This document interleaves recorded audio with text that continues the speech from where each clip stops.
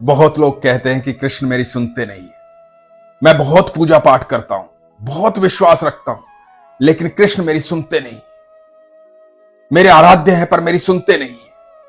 मेरा विश्वास प्रगाढ़ है पर मेरी सुनते नहीं। मैं उन लोगों से कहता हूं कि यदि आपका विश्वास प्रगाढ़ होता, वो आपके आराध्य होते, तो आपके मन में यह प्रश्न ही नहीं आता कि कृष्ण मेरी सुनते नहीं। हमेशा स्वार्थ से उसे याद करोगे क्या? कभी जाकर पूछा है कृष्ण से कि प्रभु आप कैसे हैं? कैसे हैं आप? कभी पूछा है आपने? कभी मंदिर में जाकर यह बात की है आपने उससे? जब भी उसके सामने जाते हैं बस अपनी बातें कहना शुरू कर देते हैं। कभी उससे सुनना चाहा है आपने? आपका विश्वास कमजोर है, इसलिए ये प्रश्न उठते हैं।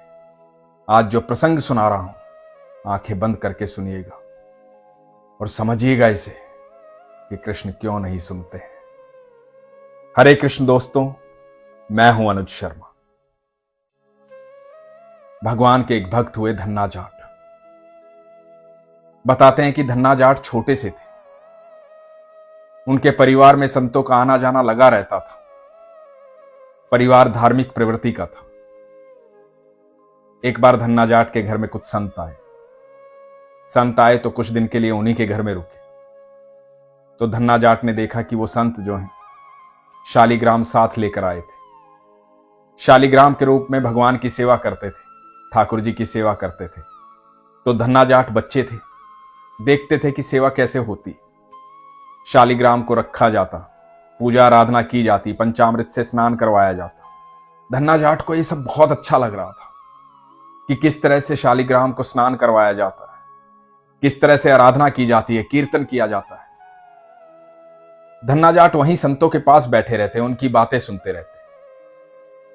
संतों को वापस जाना था।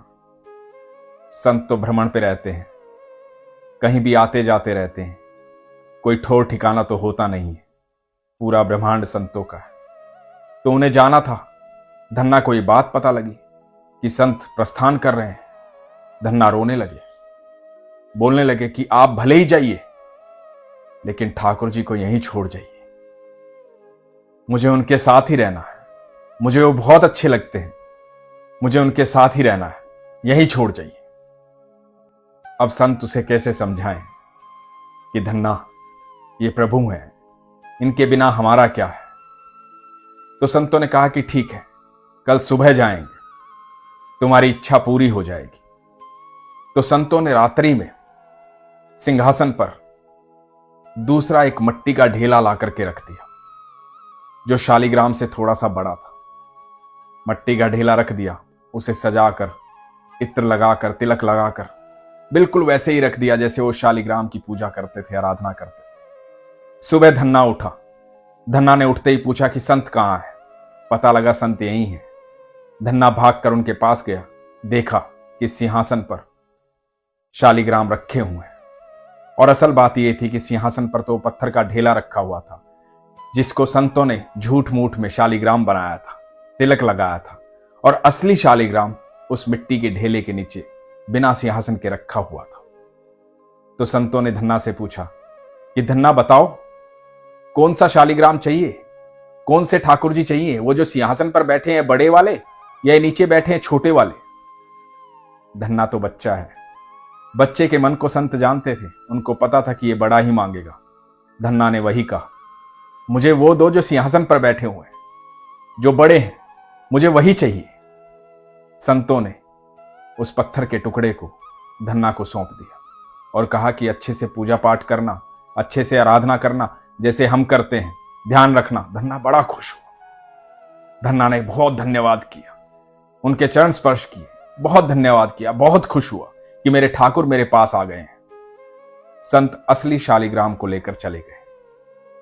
अब धन्ना रोज नित्य रूप से जैसे संत करते थे वैसे ही उठता, उस पत्थर के ढेले को सजाता, तिलक करता, इत्र से नहलाता, मां से दूध मांग के लाता, दूध से स्नान करवाता, जल से स्नान करवाता और पूजा आराधना करता, कीर्तन करता। समय बीतता जा रहा था।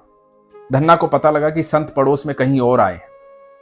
धन्ना भागकर उन संतों के पास गया, संतों को जाकर के बताया जो आपने शालिग्राम दिए थे मैं उनकी सेवा करता हूं, नित्य सेवा करता हूं, कीर्तन करता हूं, पूजा करता हूं।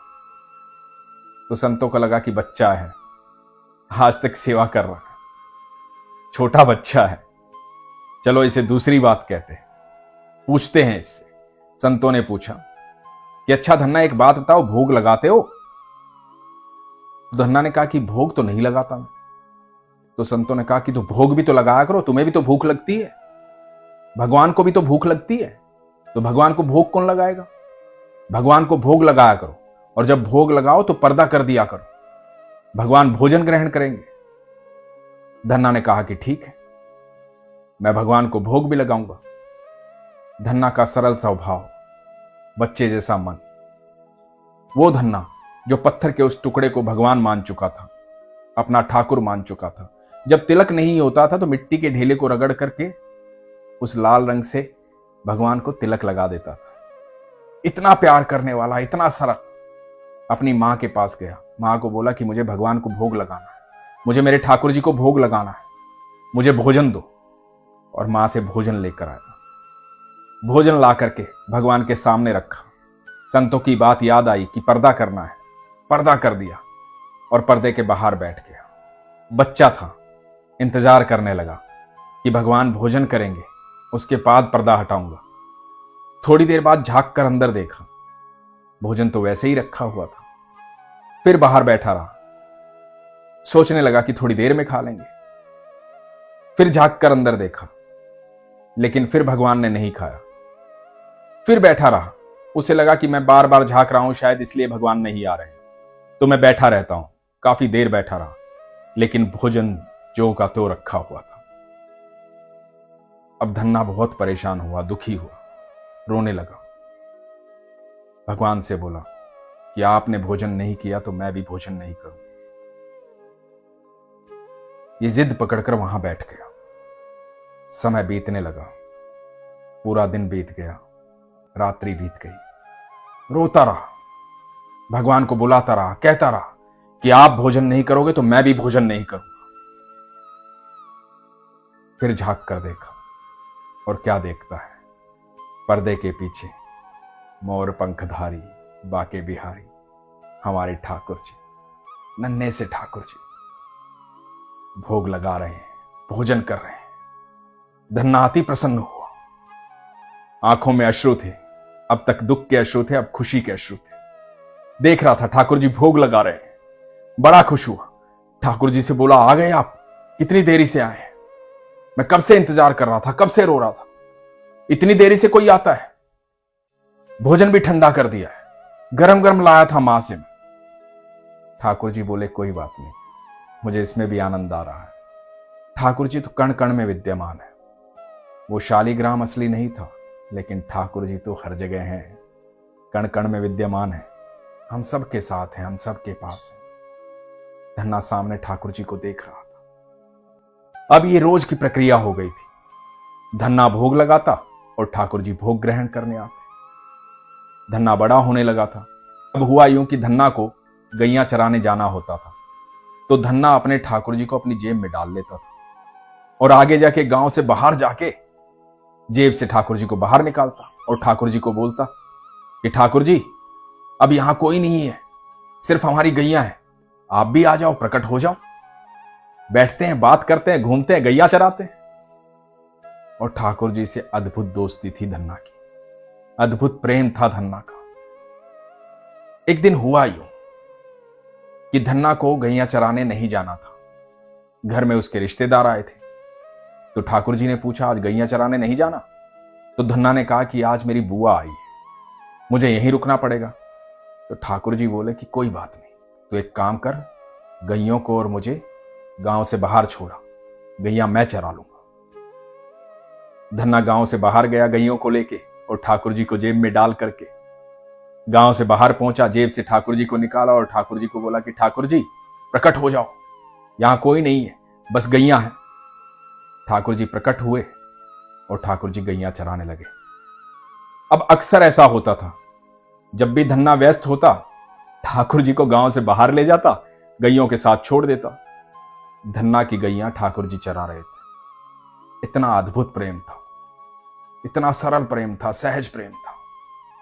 ठाकुर जी से रोज मिलता था धन्ना। 10-11 साल बीत गए। वो संत उस गांव में आए। धन्ना को पता लगा। धन्ना भागकर संतों के पास गया। धन्ना जाकर संतों से बोला कि आपकी बहुत कृपा है, मैं प्रभु की सेवा करता हूं, प्रभु मेरे मित्र हैं, मेरे साथ रहते हैं। तो संतों ने पूछा कि कहां है तुम्हारे शालीग्राम, कहां है तुम्हारे ठाकुर जी, चलो हमें भी दर्शन करवाओ।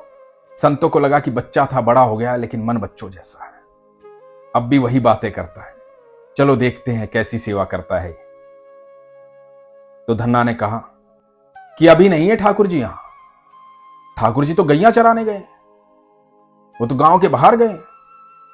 तो संतों ने कहा कि ठाकुर जी गैया चराने गए? बोले हां, ठाकुर जी गैया चराने गए।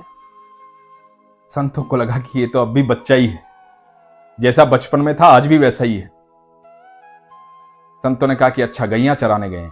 हां हां, गैया चराने गए हैं मेरे ठाकुर जी, आपको विश्वास नहीं हो रहा, चलो मिलवा देता हूं ठाकुर जी से। अब संतों के मन में भाव आया कि ठाकुर जी तो कहीं भी आ सकते हैं, हो सकता है सच कह रहा हो। तो धन्ना ने कहा कि चलो मेरे साथ चलो, ठाकुर जी से मिलवाता हूं। और संतों के साथ गांव से बाहर जाने लगा। सामने से गैयों का झुंड आ रहा था, बहुत सारी गैया। और धन्ना देख करके खुश हो रहा था, जोर जोर से चिल्लाने लगा, ये आ गए मेरे ठाकुर जी, ये आ गए मेरे ठाकुर जी, वो देखो मेरे ठाकुर जी, ये आ गए मेरे ठाकुर जी, वो देखो मेरे कृष्ण कन्हैया। और संत कह रहे थे कहां है कृष्ण कन्हैया, कहां है ठाकुर जी? धन्ना पागल हो गए हो क्या, कहां है ठाकुर जी, हमें तो नहीं दिख रहे। धन्ना बोला वो देखिए ना, वो देखिए मेरे ठाकुर जी, मोर पंखधारी, मोटी मोटी आंखें उनकी, गले में वैजंती माला, हाथ में बांसुरी, पीतांबरी पहने हुए, देखो ना घुंघराले बालों वाले मेरे ठाकुर जी कितने सुंदर लग रहे हैं। और गैया चरा कर आ रहे हैं ना, तो चेहरे पर धूल लगी है बहुत सारी, पसीने में लथपथ है मेरे ठाकुर जी, बहुत सुंदर लग रहे हैं, वो देखो सामने। संत बोले कि ये कैसी बात कर रहा है तू, भगवान का ऐसा वर्णन तो भागवत में, तुझे कैसे पता, तूने कहां से सुना? धन्ना बोला मैंने कहीं से सुना नहीं, मैं तो सामने देख रहा हूं, वो देखो मेरे ठाकुर जी आ रहे हैं। कैसी बातें कर रहे हो आप, आपको दिखाई नहीं दे रहे मेरे ठाकुर जी? वो देखो ना मोर पंखधारी मुकुटधारी मेरे कृष्ण कन्हैया, वो सामने से आ रहे हैं मेरे ठाकुर जी गैयों के बीच में। धन्ना बहुत खुश था। संत भी धन्ना को देख करके समझ रहे थे कि उसे ठाकुर जी दिखाई दे रहे हैं, ठाकुर जी सामने ही है। संतों ने जिंदगी भर तपस्या की थी, लेकिन ठाकुर जी दिखाई नहीं दी, क्योंकि उतनी सरलता उतनी सहजता किसी के अंदर होती नहीं है जितनी धन्ना के अंदर थी। उतना प्रेम करना ठाकुर से कोई आसान बात नहीं। जब आप सरल हो जाते हो, सहज हो जाते हो, तो आपके मन में कोई प्रश्न होता ही नहीं, कब क्या होगा, कैसे होगा, कौन करेगा, इस बात की चिंता, उस बात की चिंता, ये दुख वो दुख, ये निराशा वो निराशा, ये संकट वो संकट, ये सब प्रश्न दिमाग से हट जाते हैं जब ठाकुर जी साथ होते हैं और आपका विश्वास प्रगाढ़ होता है।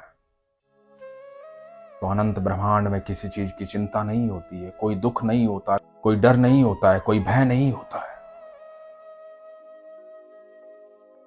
मंदिरों में जाते हो ना, भगवान के सामने खड़े होते हो, हमेशा अपनी बात कहते हो, प्रभु ऐसा करना, प्रभु ऐसा करना, प्रभु ये करना, प्रभु वो करना। जाकर कभी पूछते हो कैसे हो मेरे कन्हैया, कैसे हो मेरे ठाकुर जी, आपने भोजन किया, आप कैसे हैं, आप बहुत सुंदर लग रहे हैं। कभी करते हो ऐसे मन की बातें? ये मन की बातें तभी होंगी जब आप सरल होंगे, सहज होंगे और आपको विश्वास होगा कि ठाकुर जी आपके सामने हैं। धन्ना का विश्वास था, इसलिए ठाकुर जी सामने दिखाई दे रहे थे। जब आपका विश्वास प्रगाढ़ होगा तो आपको भी ठाकुर जी ऐसे ही सामने दिखाई देंगे, आप भी वैसे ही खुश हो जाएंगे जैसे धन्ना खुश हो गया था।